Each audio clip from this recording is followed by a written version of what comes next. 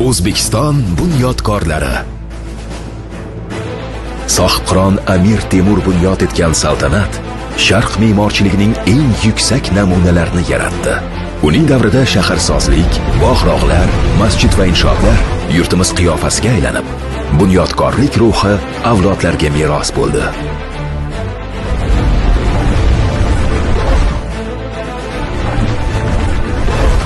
Oradan asrlar o'tdi. 20-asrning ikkinchi yarmida bu an'ana yangi mazmun bilan boyidi. Sharof Rashidov rahbarligi davrida Toshkent teleminorasi, metro, xalqlar do'stligi saroyi kabi ulkan bunyodkorlik loyihalari poytaxt va mamlakat qiyofasini yangilab, me'moriy uyg'onishning zamonaviy bosqichini boshlab berdi.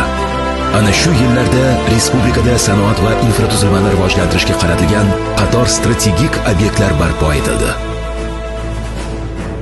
Bu ishlar mamlakat iqtisodiy salohiyatini mustahkamlash bilan birga keyingi taraqqiyot bosqichlari uchun mustahkam poydevor yaratdi. 1991-yil O'zbekiston tarixida hal qiluvchi burilish yasadi. Mamlakat davlat mustaqilligini qo'lga kiritdi. Mustaqil O'zbekistonning birinchi prezidenti Islom Karimov rahbarligida Asaka shahridagi avtomobil zavodi, Alisher Navoiy nomidagi O'zbekiston Milliy kutubxonasi, O'zbekiston xalqaro forumlar saroyi, Bunyodkor stadioni singari qator yirik ma'muriy binolar, madaniyat va sport inshootlari, yo'llar va ko'priklar barpo etildi.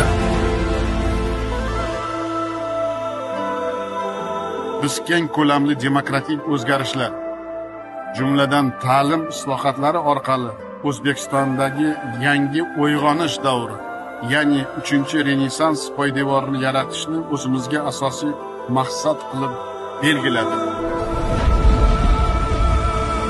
Bugun esa yurtimizda bunyodkorlikning mutlaqo yangi falsafasi shakllanmoqda. Prezidentimiz Shavkat Mirziyoyev ilgari surgan yangi O'zbekiston, yangi renessans g'oyasi keng ko'lamli islohotlar, aholiga qulay uy-joy va shaharlar bilan amalda namoyon bo'lmoqda. 2017-yildan beri mamlakatimizda qurilish jarayonlari misli ko'rilmagan sur'atda ketmoqda. Yangi turar joy massivlari, yirik majmualar, zamonaviy aeroportlar, sport shaharlari, ilm-fan va madaniyat markazlari qad ko'tarmoqda. Shu o'rinda ayrim muhim raqamlarga e'tibor qaratamiz. 2016-yilda qurilish ishlari hajmi 30 trillion so'mni tashkil etgan bo'lsa, 2025-yilga kelib, mazkur ko'rsatkich qariyb 250 trillion so'mga yetdi. Foydalanishga topshirilgan bino inshootlarning umumiy maydoni 2016-yilda 17 million 800 ming kvadrat metrni tashkil etgan bo'lsa, so'nggi 9 yilda 210 million kvadrat metrli turar joy va noturar joy obyektlari foydalanishga topshirildi. Birgina 2016-yilda 15 mingta xonadon foydalanishga topshirilgan bo'lsa, 2025-yilda esa ushbu ko'rsatkich 135 mingta xonadonga yetkazildi. Soha boshqaruvi ham tubdan o'zgardi. Shaffof qurilish tizimi, raqamli boshqaruv yechimlari, elektron xizmatlar qurilish jarayonlarini tez, ochiq va tejamkor qildi. Jumladan tizim orqali qurilish obyekti bo'yicha dastlabki loyiha oldi hujjatlarini olishdan boshlab, qurilish ishlari yakunlanib, obyekt foydalanishga topshirilgunga qadar bo'lgan barcha bosqichlar elektron tarzda qayd etilmoqda. Nazorat ta'minlanyapti. Eng muhim natija bu inson omilisiz amalga oshiriladigan tender va elektron reyting mexanizmlari bo'ldi. Mazkur jarayonlarda ochiqlik va shaffoflik to'liq ta'minlandi.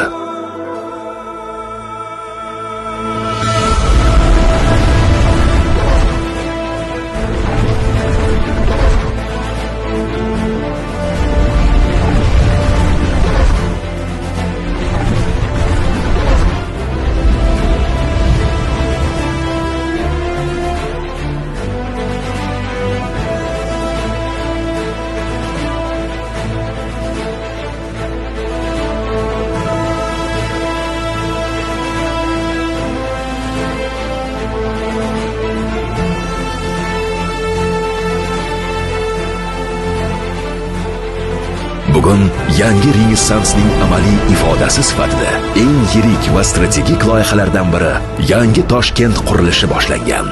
Bu loyiha nafaqat poytaxtning geografik jihatdan kengayishi, balki yangi urbanistik tamoyillar, yashil standartlar, zamonaviy me'morchilik va xalqaro standartlarga mos infratuzilmaning joriy etilishi bilan ajralib turadi. Yurtimizning bugungi bunyodkorlik sur'ati, yangi loyihalarning ko'lami va ularning falsafasi aynan prezidentimiz tomonidan belgilangan taraqqiyot konsepsiyasiga uyg'un holda izchil davom etmoqda.